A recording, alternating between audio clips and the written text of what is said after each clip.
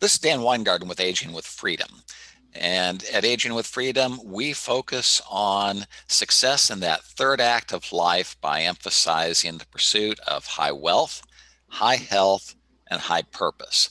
Altogether, that should add up to a happy life and a successful story. One of the things that we've been thinking about this last weekend, it was our 6th anniversary of starting our blog, Aging with Freedom. And it occurred to us just how frequently we've had these serendipitous exposures where we've met really interesting people and learned great things online. And a perfect example of that is our guest today, Brigitte Gemme from Vegan Family Kitchen, who we met through our blogging mastermind group. Brigitte, would you give just a brief introduction in terms of who you are and what Vegan Family Kitchen is? Absolutely. I'm so excited to be here today because I have so much respect and appreciation for your pursuit of those three important pillars of happy aging, but really happy living. That's those are It really is. It keys. doesn't really change with your age. The formula for success is really the same. Absolutely. And I think it's a good reminder to start planning early, right? In So many true. ways. And well, I like to consider myself retired as well. I retired from academia in 2015 when I had my second child. I used to be a sociologist of science. That's how I was trained. I have a PhD in sociology from the University of British Columbia. And I've been working in and around issues of policy, and I've been very interested in environmental issues and more specifically climate change and environmental degradation for many years. And in 2015, I kind of hit a point where I had to pivot in my career for multiple reasons that we may talk about later. But I decided to dedicate myself to supporting people directly, not just at the macro policy level, but also in real or more actively in real everyday life. I call And that changing the world one customer or client at a time. absolutely, totally. That's where I decided to put my energy so that I could have the feeling of actually changing things in favor of a healthier environment, and at the same time, perhaps tackling the burden of chronic disease in society. So all those things came together, and after a few iterations, I have to say, I ended up creating what's known today as the Vegan Family Kitchen. It's a blog about food, but not just sharing recipes, but also sharing strategies to make cooking really good food that's tasty, yes, but also nutritious, and promoting health for ourselves and the planet. So sharing those strategies and those tricks, it's not just about lists of ingredients. There's a lot more, I think, that goes into it in terms of changing our habits. So that's what the Vegan Family Kitchen is about. In a part of that, to support the continued existence of the blog, I also offer a meal planning service, which you've tried. I'm super excited that you've given it a shot. Yeah, we're And doing a vegan after 6 experiment that we'll talk about later, fantastic. but it's been a lot of fun. Yeah, because growing up, my mom always said the worst thing about cooking is not like doing the dishes or getting the groceries, it's deciding what's for dinner. And I totally feel that as well. And because I decided what was for dinner for my own family, I thought, well, if it's going to be so painful, I might as well help other people with the results I come up with. And that's how the meal planning service was born. Well, you're kind of a classic, busy urban consumer. You've come out of an academic research career with a PhD. You're data driven. You're married to a physician. You've got kids. Yeah, so time is really a precious commodity for a lot of us. How is it that you've come to have this experience in time management and planning as well? There's another piece of your background that you need to share there. Yes, I although I am a researcher myself, early on in my university training, I guess I had to decide, do I want to pursue more of a science kind of career, or do I want to go more into a social science background? And I was always very passionate about science and technology. And just for the record, apparently, We love cool technology, don't we? yeah. Well, apparently, well, I And love good research. technology in as much as it connects people, right? And that was Yeah. always something I was passionate with. As a teenager, I had my first email address in the early 90s, I guess, which was a way for me to connect with the broad world. And it was, a time where calling 5 towns over was a long distance call. And it was very expensive, but then you could connect to this thing that was the internet, and my mind, but also my boundaries were blown. And that was so exciting. And I decided that what I wanted to do was not specialize in one science or one area of technology, but rather with a social science approach, get my fingers and nose into everybody else's labs. And I did a training in what's called science studies, science and technology studies, or STS. And I did a little bit of philosophy of science and technology and history and economics and all of those aspects pertaining to science and technology. And mostly my training after that was that of an ethnographer or an anthropologist. A lot of my work was interviewing people and talking about their careers and how they made their choices to go from one thing to another, but also becoming embedded in other people's laboratories. And The scientists need some project management and leadership to yes, get things done. absolutely. Well, at first, I always did a bit of a balanced approach. Sometimes I was there as a, non-intervening observer, and I carried their equipment around when they had to go in the field and stuff like that, but I was not actively involved. But I also really enjoyed building some skills, more of a project manager in different projects. And after I graduated from my PhD, I did not want to pursue a faculty career because, again, I would have had to drill down into one narrow area. And I chose to go into the research management field. And I worked a little bit in support of clean energy research at the National Research Council Institute here in Vancouver. And after that, I went back into research management within the university and the Faculty of Education. So I've always enjoyed having my fingers and kind of all those projects and using my skills to enable others to be their best possible selves and what they're really good at. And in the same way, I think the meal planning today is a little bit of that. I think everybody can cook really good food. Some people think they suck at cooking, but I don't think it's really true. I think they just need to pay more attention perhaps to the process and be guided along into learning the skills as they're doing them. And that's what I'm trying to do today, is enable them by pre-thinking the steps that will optimize that learning, so that after a while they don't need me anymore. That's really my ultimate goal, is to work myself That's the out of a empowering business. role, right? That you're empowering other people to be successful and fly on their own if you do your job right. That's what I would hope. But there's a lot of people who frankly don't do very much cooking. And so I think it will be a while before I'm completely out of a job.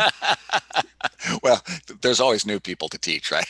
Exactly. But that project management background is actually one of the lucky coincidences. Is our readers will recognize that my co-author, business partner, and spouse Lori is also a project management professional. So it's kind of, you two share this planning background of seeing Obsession, how you mean? it's upset. Okay, hey, you said it, not me, but don't get me in trouble. But yes, the planning ahead and being prepared. I'll let you kind of do your summary, but I look at Vegan Family Kitchen and I see a value proposition that makes nutritious vegan meals as easy, tasty, and convenient as the prepackaged dreck that most of us eat in the common Western diet. So, and let's be honest, yeah, easy preparation, and to your point, making that decision of what's to eat tonight's a really important part of a lot of our days. Yeah. And it's why fast food is so popular, and it's also why obesity is so common. Well, let's go back to project management. And I don't want to say that it's not true that following the meal plans make it just as easy, but let's just step back for a second. They say in project management, you can have it quick, you can have it cheap, or you can have it good. Choose two of the three. Any two. But you can't have all three. And I think Right. when it comes to eating really good food, well, you can put in the time or you can put in the money. You can pay someone to do it for you. Right. Right. Or you can compromise on quality. And by that, I mean both the nutritiousness of the food, but also the diversity. Because diversity, and I think you've been thinking about that a lot, is key to gut health in particular, having all those different nutrients. If you eat the same thing every day, like you can have a really good meal of brown rice or, whole grain, let's say teff, and black beans, which are super healthy, and dark leafy greens with some spices. And you can make one really big batch of that and eat that every meal of the week. That'll be pretty healthy. But who wants to do that? Maybe a little bit boring. Right? A little boring. I think boring. we've been accustomed to a really diverse way of eating, especially perhaps in North America, and in the last probably 50 years or so. I mean, so I like to say this as a party trick. You've heard me say this before. My grandmother, one of them had 17 children and the other one had 11.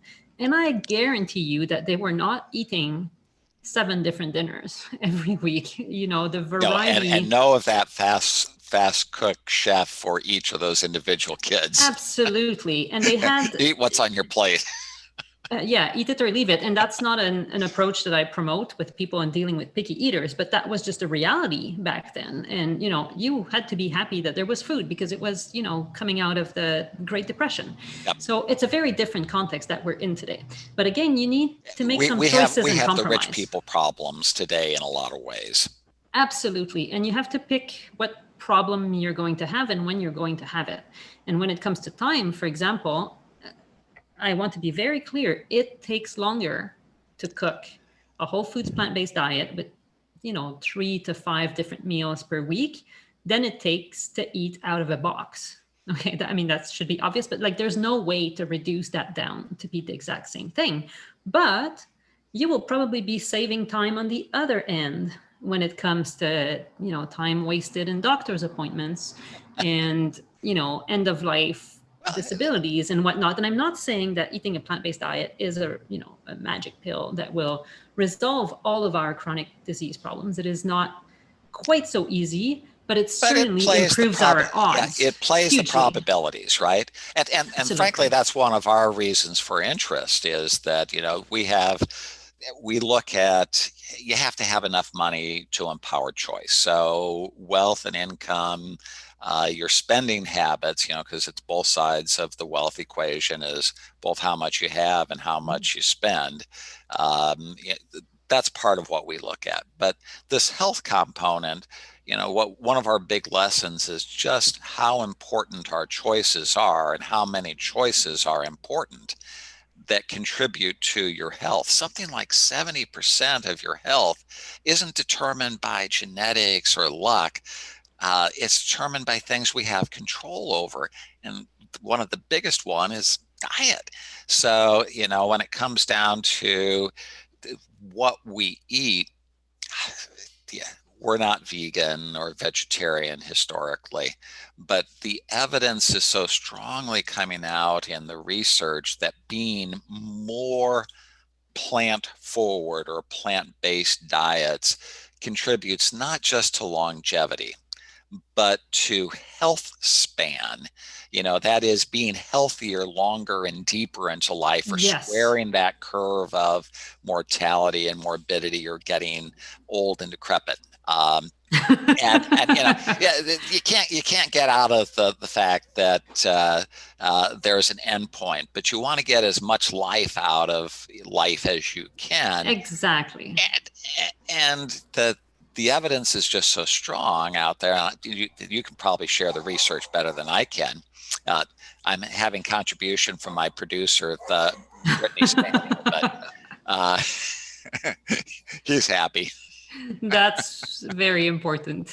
Dogs reduce your cortisol levels, apparently. So see, that's part of it. So a big stress reducer, obviously, and a lot of people found that out during the pandemic is that having some canine companionship's not such a bad thing. And it gives you an excuse to get off Zoom when you're in too Wait, many meetings, right? yeah, he's smart enough to take me for walks, so I get my 5 or 6 miles in a day walking the I dog. love it. That's perfect. I want to go back to just one little thing before we go on the topic of mortality, though. And I think I don't think it's expensive necessarily to eat this way. It's not Hey, and a look at greater what's happened to cost. grocery prices recently, right? Totally, right? I mean, And especially meat prices. yeah, I mean, meat is very inefficient to produce. And I remember hearing recently, I can't remember if it was Maple Leaf or one of the big Tyson or somebody like that, that was saying, of course, if we could take the animals out of the equation, we would, because it's so inefficient, and it is horribly inefficient. But eating the beans straight up is just easier, and it is cheaper.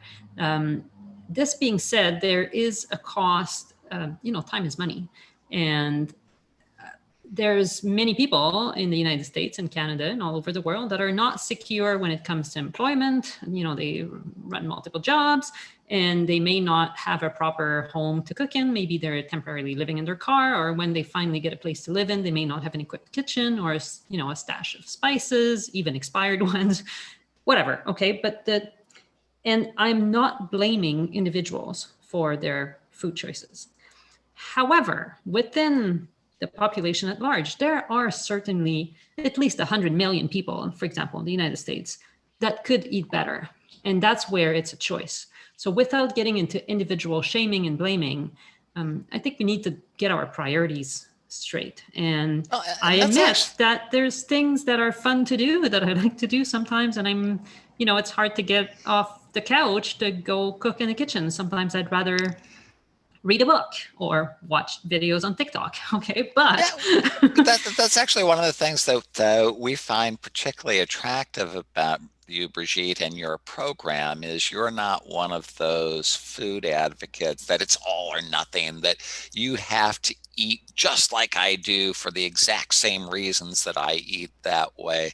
You seem perfectly happy helping people move in the right direction with modifying daily habits and even a little bit more plant-based eating, even if it's for health, not to save the environment, or even if somebody's not especially concerned about animal welfare, and kind of wants to hide that question from their mind. It, you know, you're open and accepting for people to do it for whatever reason and help them move in that direction. And I don't know, I think we've all had the experience of, kind of the food police friend who is, I'm strict and you've got to be too. So I think it covers a form of insecurity to some extent in some cases, not everyone. I think I have a doctor friend who's a retired gastroenterologist who has seen a lot of. He says the side effects. yeah, he was involved in sick care, and now in retirement he's doing everything he can to promote healthcare, and he's a very, very rational person. And he's right, the evidence is there that really, for example, salt is one of the hardest things to decrease in one's diet, because it's so Everything. impactful. And it's, if you eat out at all, the food is saturated with salt. And so if you eat at home and you're very low salt, but then you eat out and your mouth is confused again with all this salty taste. So, but he's a very evidence-based guy, and he's like, I look at the literature and I need to have like very, very little salt. And by very little, I mean about 20% of what the suggested maximums are from government advice. The reason government advice is what it is because they think nobody can achieve what would actually be better for us, because Well, they think, it's not realistic. But so and in this, truth, yeah. a lot of the government advice that we've had for the last 40 years was just plain wrong. I mean, the focus Oh, on yes. too much fat turns out was just completely wrong. The issue wasn't fat, it was too much sugar and carbohydrates. And Well, if you ask my friend Alan, he's going to burn down the fat as well. You know, Well, there is still such thing as good fat and bad fat, but that's a conversation for another day that I'd rather not get into. But so I think the reality is that when people are in a time of crisis, if they're having a heart attack, if they have a cancer diagnostic, if they just lost a loved one to heart disease or something, yep.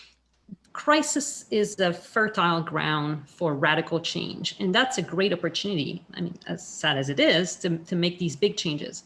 However, when people are not in crisis, incremental change, one habit at a time, seems to be better. Now, my friend Alan would say, well, people who think they are healthy, if you actually look them up from the inside, as he was doing when he was a gastroenterologist, they're not actually so as healthy as they think. They're just, a heart attack waiting to happen or whatnot. And I understand the challenge there, of being content with small steps. But when small steps are all taken in the right direction, and they're taken with a sense of purpose and not just a happy-go-lucky, oh, I'm trying to eat less meat. I know a lot of people who tell me that, oh yeah, they hear from someone, oh, this lady over there is vegan, something, and we have a conversation, and like, oh yeah, I eat less meat. And you ask them, so what's your favorite thing to eat?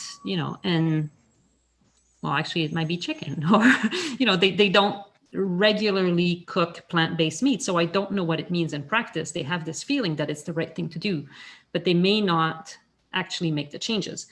Where small steps work is when people have a program or they set some boundaries. And that's why I like the vegan after 6. Well, It's a yeah, simple rule. literally, that's been a rule Yeah, for us in terms of, at least during the work week.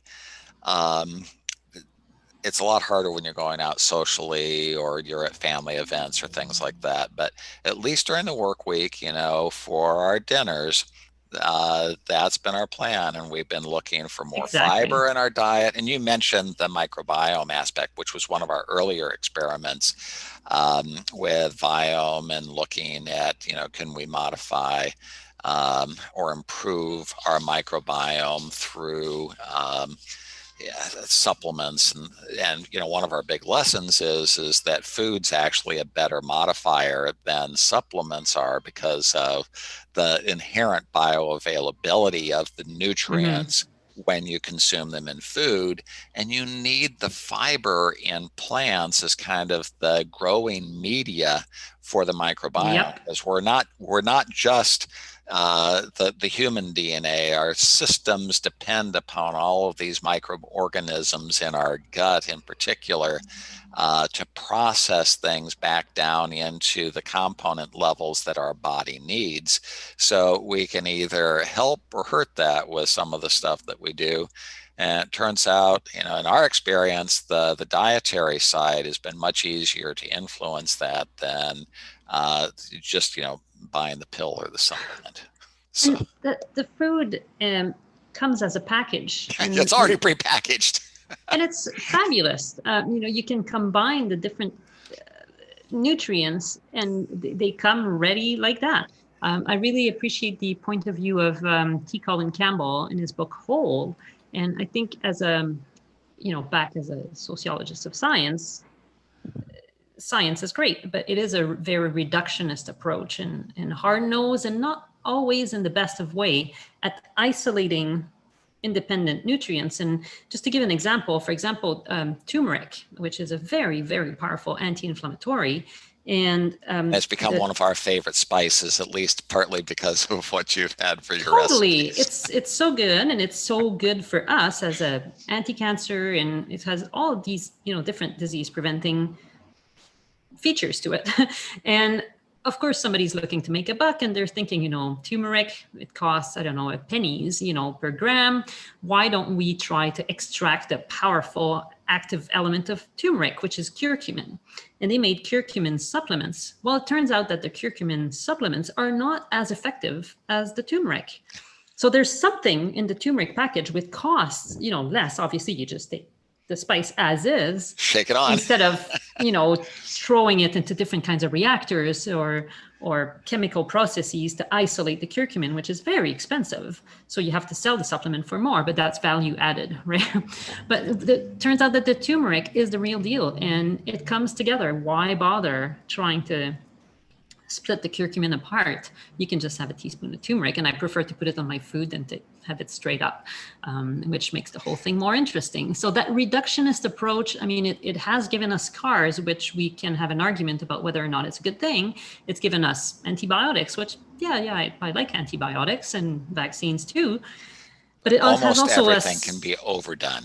Exactly. I think we've come to a point where we need to go a little bit beyond that reductionist approach and think in a slightly more holistic way about our health.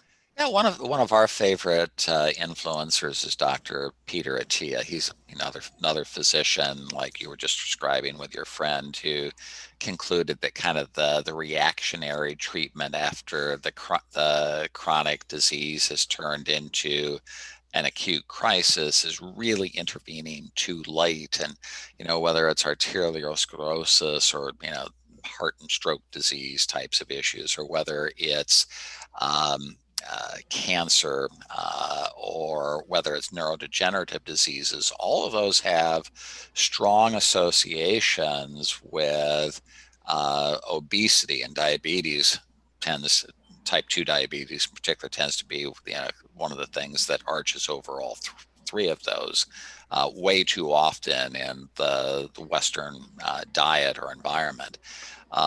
And he basically concluded after surgical residency that, wait, I'm intervening way too late to help. So. Yes. What happens upstream? And recently I was interviewing these amazing physicians. There's a couple of physicians in Columbus, Ohio, that started the Columbus Prevent and Reverse Health Clinic, the CPR health clinic. And one of them is an emergency doctor and the other one's an internist.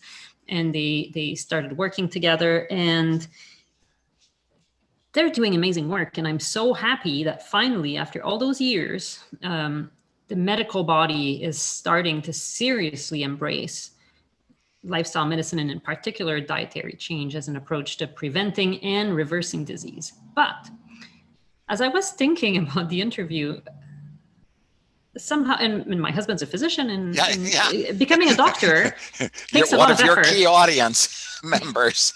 Yes, and I'm always mindful of what I say, but it's very expensive to become a doctor. There's a lot of resources that go into training doctors, and is it the best use of all those resources to dedicate them to teaching people how to cook at the end of the day? Like, how come can't moms do this? And of course, moms should be paid more for their labor. That's another different conversation. That's another one. Like, my mom told me to eat my veggies. She knew that stuff. So how come how come did we get to the stage where we had to have the authority of medicine to say, wait a minute, what you eat matters. So I find this really mind-boggling and very interesting. But on the flip side, I would, there's nothing I wouldn't do to support any physician who's trying to nudge their patients in the right direction and to broaden their expertise. And yes, we need to have the evidence, the science-based evidence to support those lifestyle changes that we're talking about as true keys to preventing and reversing chronic disease. But how come did we get there? How come did we get to a point where we thought it was okay to eat all of that crap and think, oh no, it's fine, it won't affect our health? What do you think your body is made of? Fairy dust? I find it very mysterious.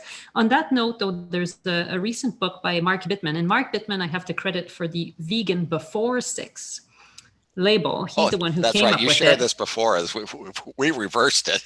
Yes, and to me, I thought vegan after 6 was easier because it's more under my control what I have from dinner onward than what I have at other times of day. But do whatever works for you. But Mark Bittman just published this book, I think, a couple of years ago, called Animal Vegetable Junk, where he brings together a very insightful analysis of how did we get to the point where all we eat is junk. And really, it's a economic policy question, and it has to do with the colonial invasion of North America and post World War II US and world diplomacy and macroeconomics. And those very big trends have determined what we eat a lot more than I hate to use this expression, but common sense. Uh, You know? Nobody's marketing common sense. Somebody's selling the junk. So, Exactly. It doesn't, common and sense they've doesn't got make a whole lot of advertising money. to support it. Totally. So, eat your carrots. I have to understand too that growing vegetables is harder than just doing a monoculture. Just like, doing a monoculture is more time saving and time efficient than cooking a complex meal. So, It's There's a Lori, parallel there. Lori's background is as a landscape architect before she got into project management as the kind of the majority of her career. But because of that background, we like gardening. We have an old-fashioned kitchen garden, where we can go out and cut the herbs or, pick. Obviously, living in Iowa, this is not year-round. We're kind of at the start of gardening season here, but for a good part of the summer and the fall, we have fresh produce off of the kitchen garden, That's just beautiful. readily available to kind of brighten things up. You get both color and flavor and nutrients that way. But that is not most people's experience when the majority of the world now lives in cities, and it's a little harder to do that. The Share with me a little bit about your typical client or follower on Vegan Family Kitchen. What brings them to seek help from you? What's the problem that, and I'm may vary, but what's the problems that you see that they're looking for solutions for? I think I see two primary kinds of people. There's people who are already largely plant based, or more specifically, that identifies vegan. And they So eat they've a already vegan, made the kind of psychological commitment the to steps. veganism. Okay. Yes, absolutely. So for them, foods are plants, animals are not food. So that's kind of their starting point. However, sometimes they have young children and they're, trying to combine their work, and it can be very stressful. Or sometimes they're older vegans and they've eaten a lot of processed food or not so great vegan food. Well, not processed doesn't mean evil or bad, but some of it is not and great. and processed, there's plenty of processed vegan food, right? Is that Absolutely, and it's can be delicious, right? But they may be at a stage in their life where they decide it's not that great anymore. But when it comes to actually cooking the food, it can be really overwhelming, and that's where they intersect with this other part of my demographic, which tend to be um, families, not necessarily families, domestic units, let's put it that way, who are trying to do the right thing, mostly for environmental reasons. And they've heard of this thing whether about it's the environmental health, impact. environment, or animal ethics, that they've concluded somewhere that maybe I'm not Eh, 100% committed, but I want to yeah. move the right direction.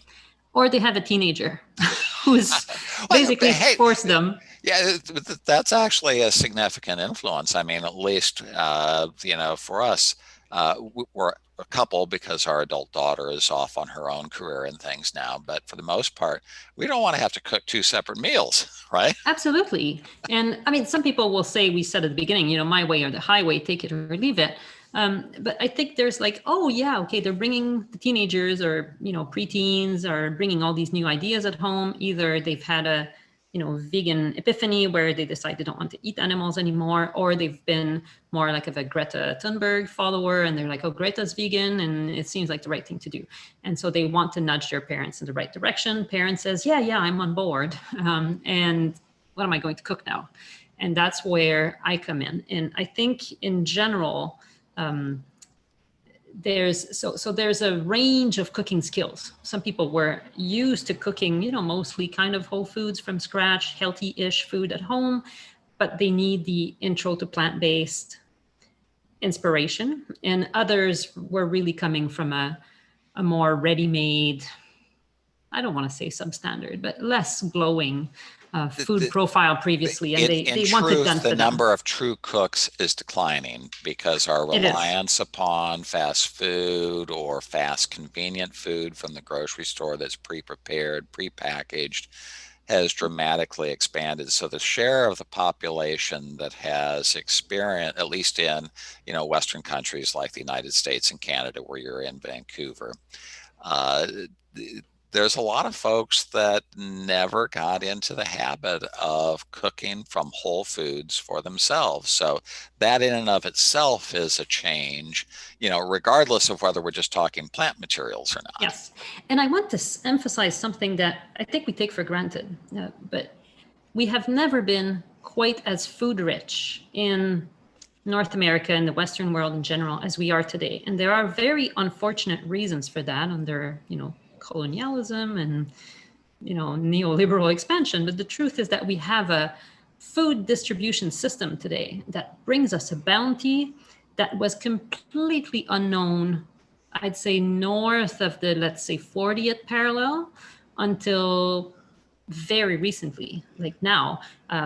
When I was growing up, like there was no quinoa at the grocery store, and that's only 35, How do you 40 pronounce years that? ago. Exactly. What are you talking about? I mean, some weirdos were eating macrobiotic, but they were all in San Francisco, where you can have asparagus fresh, from Salinas in late January. So that was exceptional. I think we're faced today with a beautiful diversity of foods, but many of which have never been encountered, much less cooked by the vast majority of us. And that's also one Yeah, of my missions, is to make that variety available and accessible, in a responsible way as much as possible, but really by introducing all of these different foods over the course of a year. So at the end of the year, as we were talking about earlier, people are mostly autonomous in cooking the different wonderful plant ingredients that are accessible to us today. Yeah, actually, one of the things that I enjoyed with the recipes that we've had from Vegan Family Kitchen is kind of the range of tastes and inputs that you can bring together. I happen to love Vietnamese, although I'm living in an area right now that it's a lot harder to find Vietnamese than a couple of places that we've lived before. But some of those Oriental flavors and tastes and vegetables. We mentioned turmeric. We've got friends from New Delhi area from my wife's MBA class that, that one of the big treats is when they have big family events, we get to eat Indian, and it's, just really Yeah, good. Okay. it's Uh, so all, delicious. all, all the curries and stuff that, we never had any experience with that type of thing. For that matter, the exotic when I was growing up was Italian, and yeah, the Mexican was an addition after I went to college. For us in Quebec, where I grew up, we had these restaurants that were Greek, Chinese, and Italian food. And that was the range.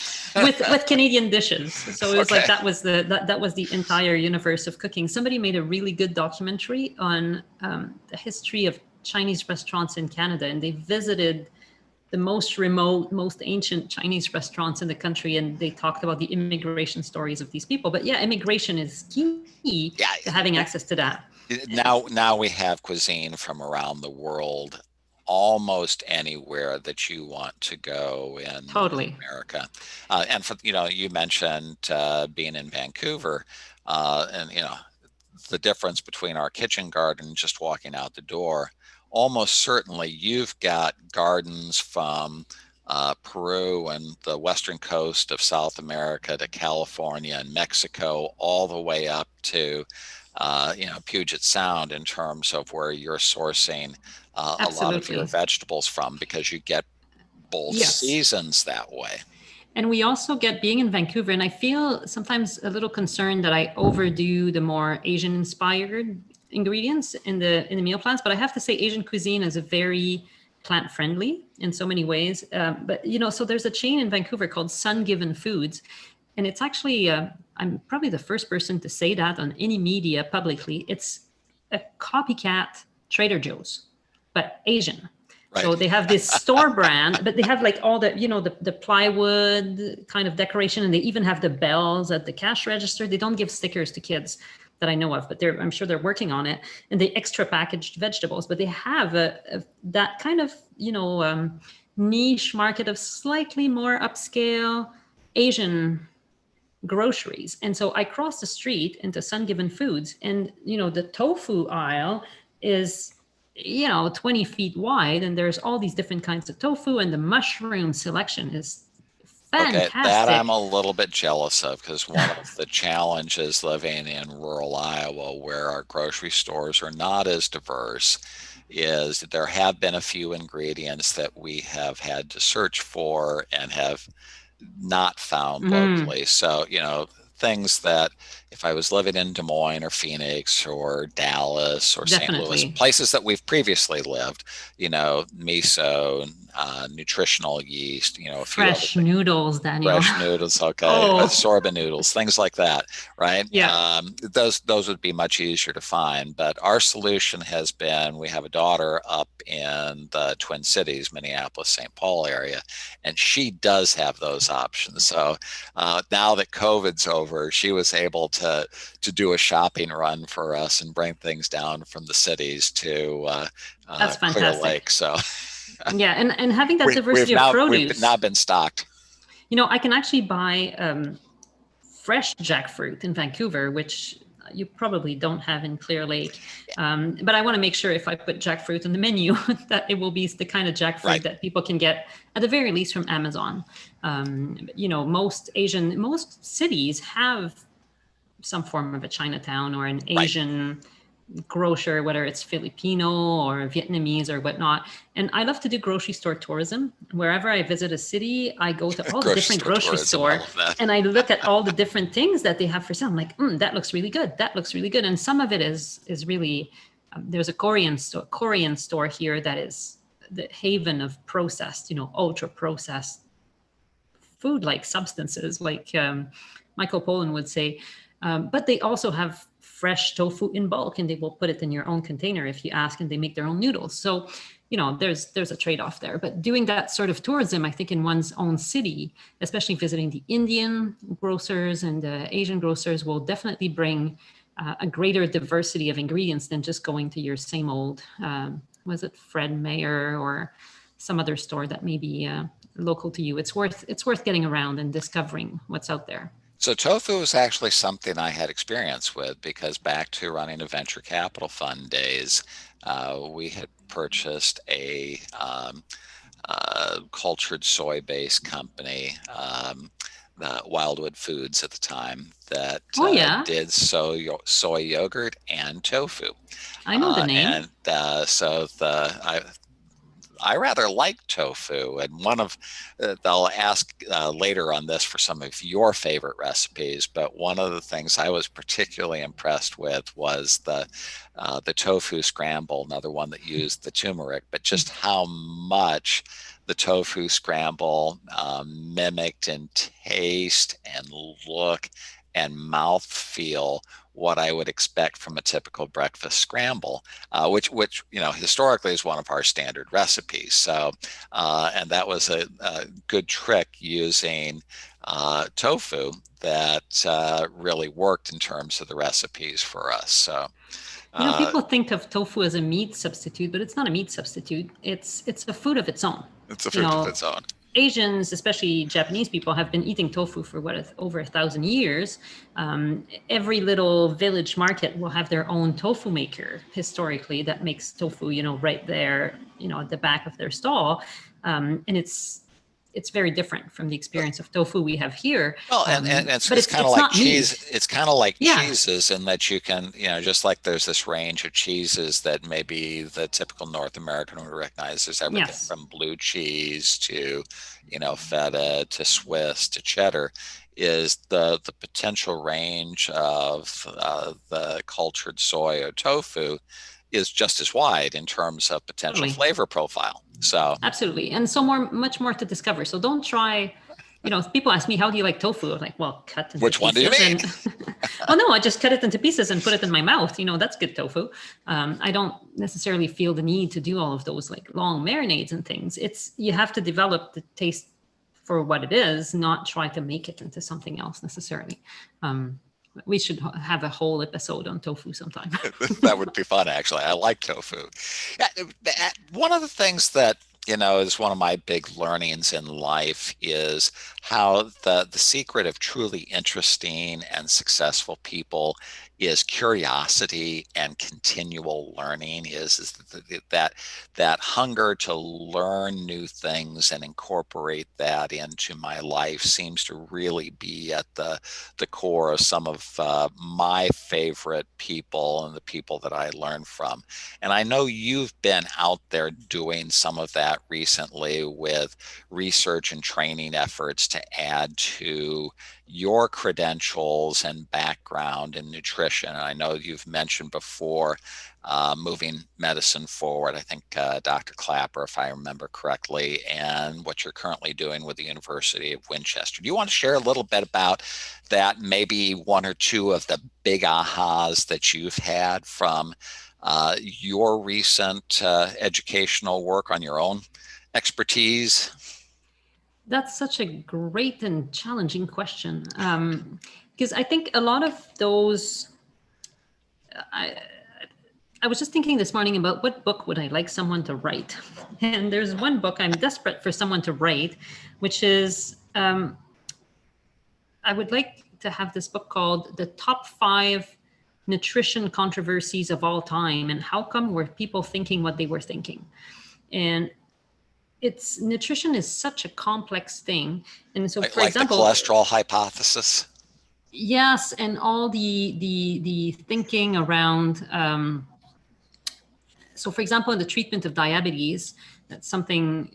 So the course at the University of Winchester right now, there was an entire module, like almost a whole week, dedicated to examining the connections between diabetes and diet, and examining how a plant-based whole foods diet, a healthy plant-based diet can. And COVID's just emphasized how critical the health Yes. crisis that diabetes and obesity is. I mean, if you took Oh, away yes. diabetes, obesity, and heart disease, COVID would basically not be the killer that we've had for the last. Totally. It's a game changer, and it's even before COVID. Just think of the cost, the amount of money that is sunk into addressing, treating, not even preventing, treating that disease, and so there's a not insubstantial segment of the medical body, people, medical professionals, not quacks, who are convinced that a low carb, high fat diet, which typically includes animal products, including bacon and lots of eggs, are key to addressing diabetes.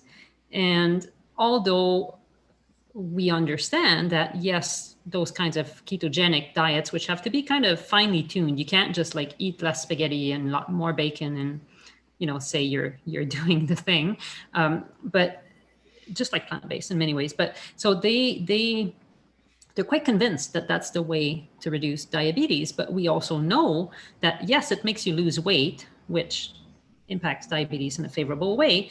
However, the long-term cardiovascular consequences can be very problematic by having much less fiber than, for example, you should be having. And how come is that still there, out there, and people are so convinced of it? And again, I don't think anybody's in bad faith. I don't think they're wrong, capital W, but I think the way we do science, and especially the science of nutrition, is very problematic. And that's what, and again, that goes back to that kind of reductionist approach where scientific design, to be a good scientific design, can only be very limiting. And you actually come from a background of having done research project construction, and research design is actually a real challenge, so that you're really measuring what you think that you're measuring and avoiding those hidden confounding variables that are a better explanation. You just didn't think of them. So. Absolutely. And, correlation is not causation, and all that stuff, right?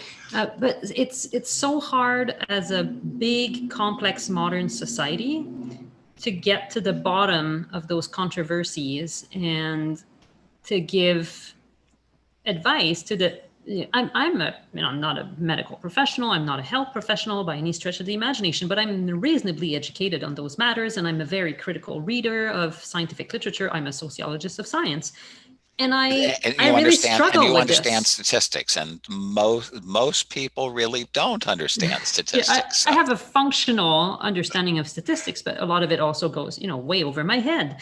But even despite that knowledge, I'm befuddled by a lot of the controversies out there still, and I make my own personal choices and the choices I encourage others to do. Not, I think health is of course a given that's important. If you're not alive, you're not of much use to anything.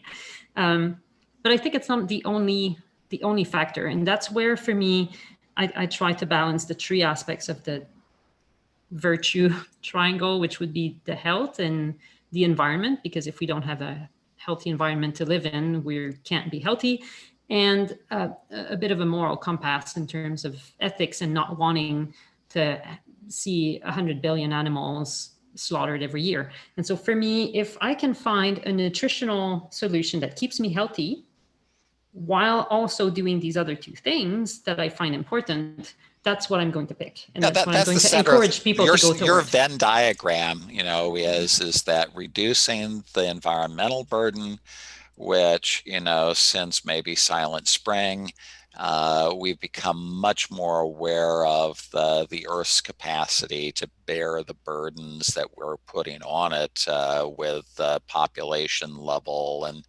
uh, we've become much more sensitized to that as a society, I think, than when I was growing up. I still remember when Pittsburgh was famous for, smog, and you can go to Yeah, Pittsburgh today and it's just gorgeous, right? We've made material progress in a lot of ways, but we still have the burden of pollution. This is a link we'll share below, but one of the things we connected over was the recent Netflix documentary Seaspiracy, in terms of the collapse of the world fisheries. So even if you like eating fish and you're not vegan, there's concerns about the environmental burden that we're putting on the oceans, and whether this is sustainable. So, big words that we care about are not just sustainable, but regenerative, so that it's more restorative of the Earth's capacity to support not just us, but the rest of life on the planet as well.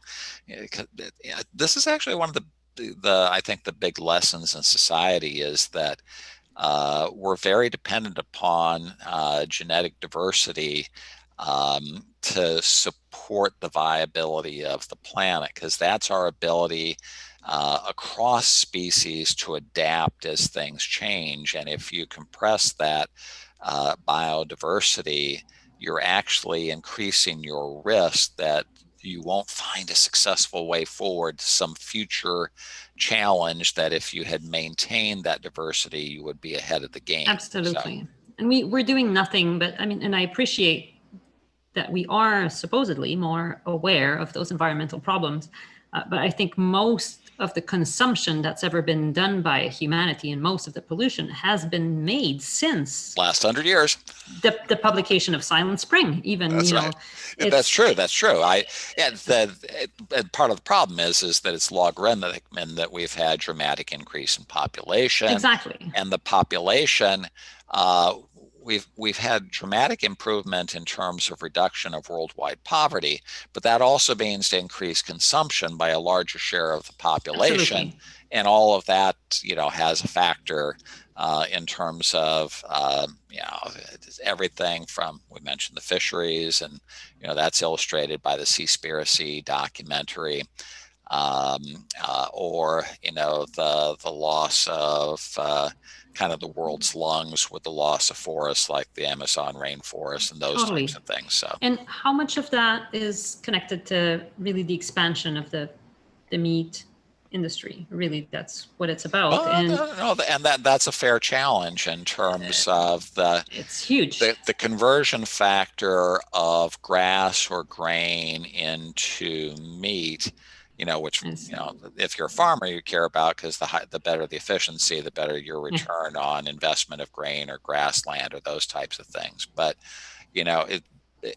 at best, it's like, 10 to 1. Yeah, 10 to 1 type of thing is yeah, that you yeah, could feed 10 times as many people with the plants than if you have to yeah. push it through And some the people animal side. can't. I want to say some people can't. Some people live in the desert of Mongolia, or some people live in Right. the northern, reaches of Yeah, Canada and Alaska. Eskimos, depending upon Sure, seals, that's a different exactly. Or, environment. a Pacific Island community that relies on fisheries. Well, let them have the fish, and Well, I'm going and to even pass. the world's laws kind of recognize some of those indigenous cultures in terms of their necessity Absolutely. of doing that. Absolutely. And I'm not the person who's going to go, wag a finger at the, nomads of Mongolia because they're having horse milk, yogurt, something. Okay. But You're here advocating we for have the choice, not choice. force. Here we have the option. And why would we not do better if we can do better, knowing that not only we're not missing out on taste, because plant-based food can be really, really, really You're tasty, stealing one but of my we're questions. also, Is that was my big yeah, fear, is that somehow with vegan or vegetables, oh, I'm gonna miss the taste. it's going to taste brown Right, right. Okay, so and apparently that's a green. common fear. Absolutely. Well, there's something about fat and salt, right? And there's a lot of fat and salt in meat. Chicken Right, breasts are routinely injected with saline solution for a number of reasons, including the fact that it increases the weight and it can sell for more. But it right. also increases the tenderness and the taste, right? So there's a lot of sodium and there's a lot of fat in animal products. So someone who decides overnight to go completely plant-based will notice that fat and that sodium are not quite as present, and there's a step there. And I think there's, for someone who struggles with that transition, I don't want to deny it because it's not true that it's the same. But the thing is, after a couple weeks of not eating those really fatty, salty foods, if you have another bite of those foods, you're like, ew, that's actually gross. Well, Once, certainly we've had that experience with sweet stuff. I mean, we've dramatically reduced our, intake of sugar, and now if we have a cupcake or a glaze, oh, that's it's like, way, that's, oh, yeah, oh, you too just feel heavy. sweet. My husband says it feels dirty and heavy, and he doesn't like that feeling anymore. And even once in a while, and during the pandemic birthdays, we had some takeout, and it was like, oh, we've been cooking at home 7 nights a week forever, whereas usually we try to eat out like once a week just to support our local vegan restaurants, right? Not because we're lazy. And so it was, I think, my birthday or just Oh, after one of Christmas. my favorite restaurants up in Minneapolis is a vegan, and they Oh, have yum. these great, and Oh, my yeah. daughter found this obviously, but uh, they're really great food, not just in taste, but in presentation. There's nothing Oh, lacking. So, it's totally creative. But so we got those burgers that were vegan burgers. That restaurant that we ordered from, it has some really healthy bowl options, but I was like, no, I want the burger. I will have the fries, and I will make the fries be a poutine, which is a Quebecois dish with fries, cheese curds, and gravy sauce on yeah, top. So right. they have a vegan poutine that goes with their vegan burger. I was like, I'm getting the full The meal French, that's deal. the French Canadian in you coming out. Absolutely. I was like, this is my birthday. And I felt terrible. And I'm not blaming the restaurant. They executed really well. It tasted amazing. It tasted just like I remembered it, kind of thing. And I didn't like it. My It palate was has too close, right? changed. Yeah, my palate has changed. And I think there's a transition there where once you've um, given a chance to your taste buds and mouth to recover from the constant assault of very rich foods, it becomes more sensitive to all the different flavors that maybe you were not noticing before. It's like learning, I guess, to read Braille. You need to train yourself. At first, it feels like bumps on the paper, and eventually, people can start to distinguish the subtleties of the different characters. And it's the same way, I think, with a lot of healthy, whole foods, plant-based cooking, is that you become appreciative of a different range Well, of tastes and mouth experiences. that was really one of our biggest discoveries with our vegan after six experience or experiment, and using your recipe or meal plans, is we didn't feel like we were missing out on that taste quotient, or that we were getting hungry faster or anything. Any of those fears. That's awesome. It was satisfying. It was tasty. It looked good. All of the types of things that you care about if you're a foodie, or and not just nutrition, but kind of the food aspects. We were happy with that type. Yeah, yeah. And it's not that there weren't one or two recipes that we thought were standouts versus others. So here's the hard question for you. And maybe we can share this in the show notes as recipes or giveaways, but give me the name of maybe 3 of your favorite recipes that, if you wanted to show off the potential of vegan eating to somebody else, that you particularly like. I know I shared one with you that just wowed me. It was the chickpea stew. That was, and I'm not sure what your official name for that is, but the chickpea stew was just fabulous. It had chickpeas and I think sweet potatoes, if I remember. Oh yeah, yeah. It was the one with the peanut sauce. And the peanut sauce. That was that was, I thought, a culinary masterpiece, because it had lots of flavor notes. It looked pretty. It was just really good. The tricky thing, the challenge, is that peanuts, like coconut also, are a source of saturated fat. And there's not many plants that have notable saturated fat. And saturated fat is not the good fat, right? But it does taste really good. But a little bit. Yes. So a little bit once in a while, I think, is a nice treat. So my 3 favorites, so I'm a really big pasta and noodle lover. And on my site somewhere, there's something called instant sauces. And my favorite thing to do on a Friday night, if, we're just on the edge of ordering takeout kind of thing, and then I think, I open the produce drawer, I see we have like some mushrooms and a red pepper left, and maybe, I don't know, half a head of cabbage or something. I'm like, never mind, I'm cooking.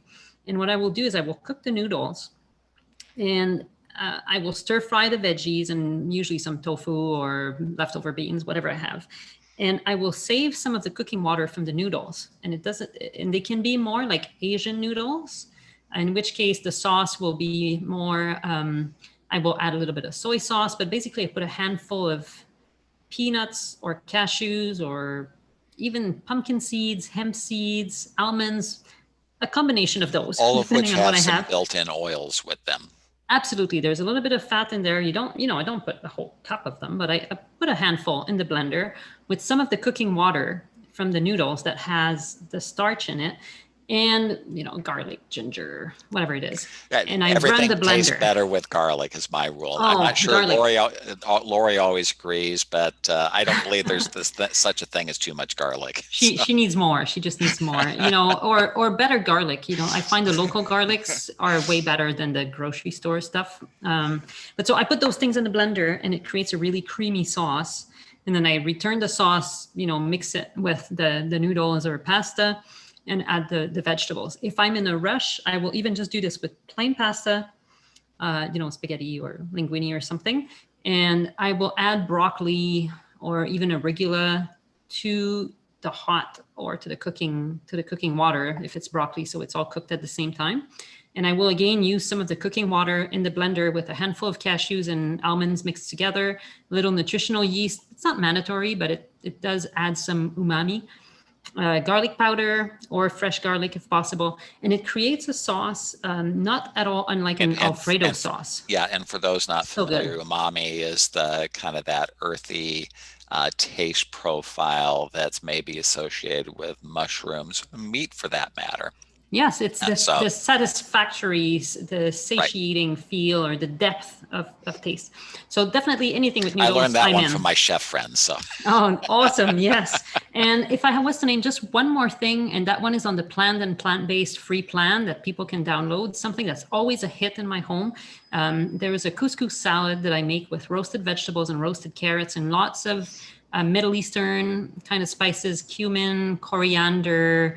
There's a lot of ginger. I've mentioned that already. And that one scored with us as well. I remember that. Oh, it's so good. It's really quite easy. Chickpeas and it's the ultimate healthy meal, but it's really so satisfying. And then you can, if you have leftovers, which we usually don't, but if you do, you could put them in a wrap and it makes a super sandwich. You can pack in more kale or whatever kinds of greens you want, and you have a super healthy meal, but that's really, really tasty and satisfying all at the same time. So that's definitely my top 2 and 3 there. Okay, we'll share those in the show notes because I think that would be a good introduction. And Brigitte, would you share how people, you mentioned your kind of trial plan, your 2-week trial plan. Can you share how people can take advantage of that on your website? Absolutely. So at veganfamilykitchen.com/PLANNED planned, there is that one is actually a 1-week plan that comes with 5 dinner recipes, including the greatest hit that I've just mentioned, the cauliflower Greatest salad, hits. and There you go. also the it's not that same peanut sauce recipe, but it's a different peanut sauce that's really delicious, and it gives a bit of practice in doing some weekend prep and then the weeknight cooking, and that's definitely the best way to get acquainted with me. And at the end, you get to stay on my newsletter. I tend to send an email about every week or so, and so that's a good way to stay in touch with whatever is happening in the vegan family kitchen. I try to have a very pragmatic approach to cooking. I recognize that everybody has their challenges, and not everybody can do everything, but everyone can do something to enjoy really good food tonight.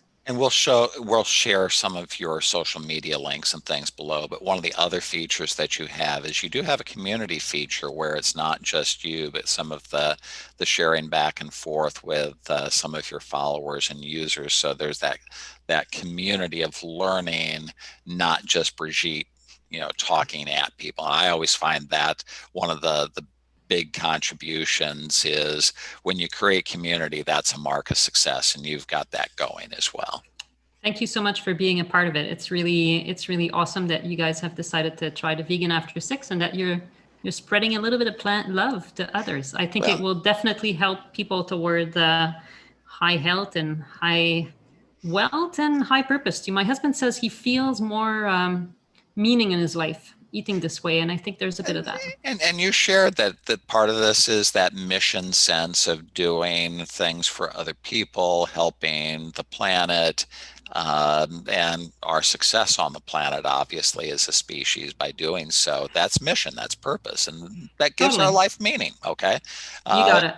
and that is ultimately the source of happiness. I mean, boredom and idleness do not lead to happiness. So, They don't. It's nice to keep on growing.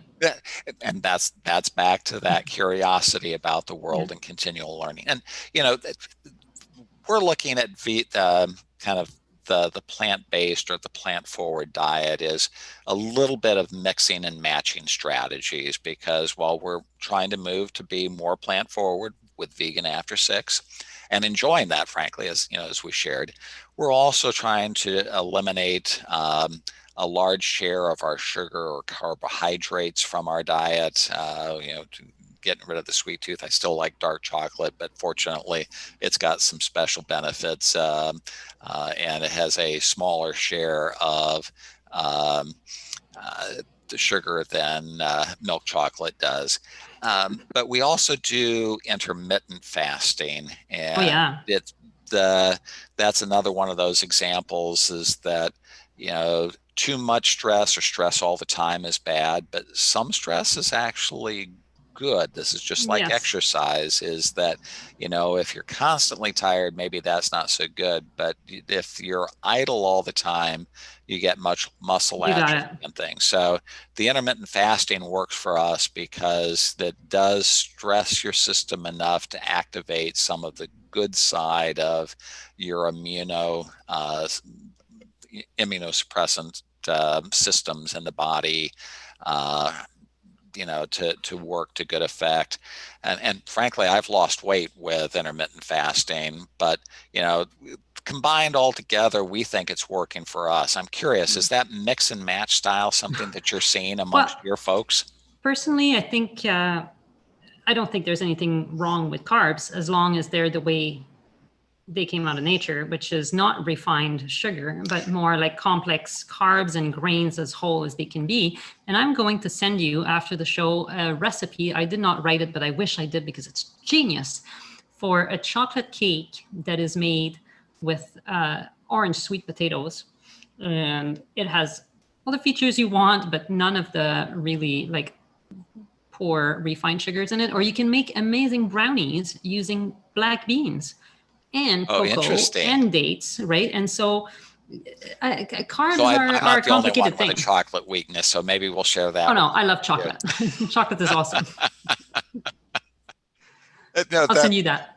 yeah, and this is maybe for another discussion, but I really liked your idea about the misconceptions or what we get wrong about food or vegans or the vegan diet. So maybe that's for another discussion, but um, maybe share one tip about habits and the importance of making small changes. I think we both read James Clear's book with regards to atomic habits, but that's one of those cultural emerging themes, is that changing habits in the right direction, and you add them up, it's like compounding interest, is that over time you get much, much better.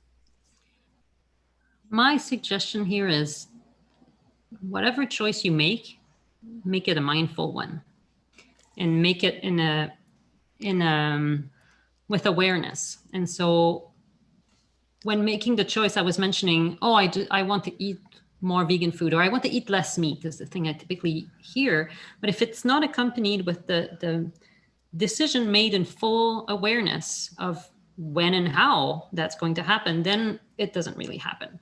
If we leave it to our, you know, fluctuating self to make decisions when we're especially at our weakest point, which is around 5:15 p.m. When we're thinking about what's to eat tonight. Exactly. If we leave it at that, it's usually not going to end up really well, unless like we're living a super zen, stressless life.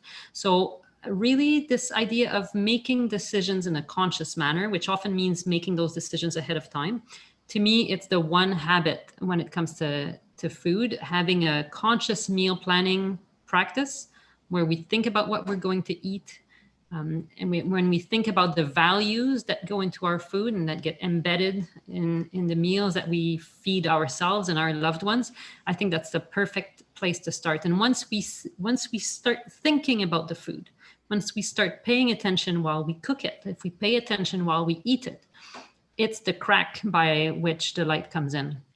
Yeah, And the more thinking we do about it, I think the better decisions we make, yeah, as so long as that's we're kind of like present. keeping it between the marker buoys, in that, when we committed to vegan after 6, we're not sitting here thinking, oh, we're going to have chicken tonight, or we're going to have salad tonight. As we've already concluded by saying vegan after 6, we're going to do this. But you've added another twist to that I think is really valuable, is that to remind yourself of why you're doing it as kind of a reinforcement of, it's not just, the convenience of this evening, but, keep that forward looking mindset or mindfulness about what, and regardless of the reason. For us, we're probably more health and nutrition motivated, with a side of environmentalism and some concern about uh, animal ethics. And but for whatever your individual reasons are, if you just remember why you did this to start, it helps provide some clarity or certainty when you might be on the verge of wavering. Absolutely. Food is not just something you put in your mouth because you're hungry. Food is what we are. And once we keep that in mind, I think our decisions become a lot more enlightened. And once in a while, it was my birthday. I ordered the burger with the poutine, and I had a clear plan in mind of nostalgia and some emotions in there and things like that. And so it was a conscious decision. I didn't just eat it because it was there. And if not everyone has that freedom, right? We talked about that. Not everybody is in a position where they can make those decisions. But if we are if we have the wealth of time and the privilege of making better food decisions, why wouldn't we? You know what Spider-Man's saying with great power comes great responsibility. The fact that we Voila. have the wealth and the education, and there's some duty or obligation or responsibility that goes with that, to use that wealth and that knowledge responsibly. And I like that concept of mindfulness, because it really does say, be present in what you do in life, not just, for the moment for yourself. Have some forward looking for yourself, but also for the people around you. Your And that legacy, means the right? plan. That's your legacy, right? Totally. Exactly. So, that's a really great wrap up or summary. We've been talking today with Brigitte Gemme from Vegan Family Kitchen, and we have been using Brigitte's meal plans for, I think, comparatively easy and tasty vegan meals in our Vegan After Six experiment on Aging with Freedom, where we've tried to increase the share of our diet going towards plant-based for both health and nutrition reasons, with, again, some side looking at we do care about what happens to the planet and the burden on the animal species. We've had a great discussion today that I think will help other people appreciate the opportunities that are offered through Vegan Family Kitchen. We'll share in the notes below some recipes to try, some links, including the URL. I'd encourage everybody to connect with Brigitte. She's persuasive, funny, and frankly, we've really enjoyed both the community and the recipes, because it's helped us in our own health transformation, where we've been concerned about extending our health span, not just lifespan. And we've been particularly concerned with brain health after doing caregiving for elderly parents with dementia. That seems a particularly hard health verdict that is way too common of a burden as a result of the Western diet. So it's one of our key motivators at looking at a more plant-forward approach to diet and life. You know, it's a deterrent. If when you see the consequences of diabetes and dementia, it's like, okay, maybe not that. So, It's uh, worth eating a few beans and some whole grains. yeah, okay. Oatmeal looks pretty good to me right now. Actually, I do. That's one of my favorites. It's a whole grain. Totally. The oatmeal is literally, add some nuts, some dried fruit. I'm Mm. actually pretty happy in the morning. My favorite meal as well. Thank you so much for Brigitte, having me. This was a wonderful conversation. I'm very grateful for the opportunity and for your friendship. This was great. a lot of fun. Thank you, Brigitte. Have a great weekend. Hope that it's as sunny and happy there as it is here in Clear Lake. Thank you so much.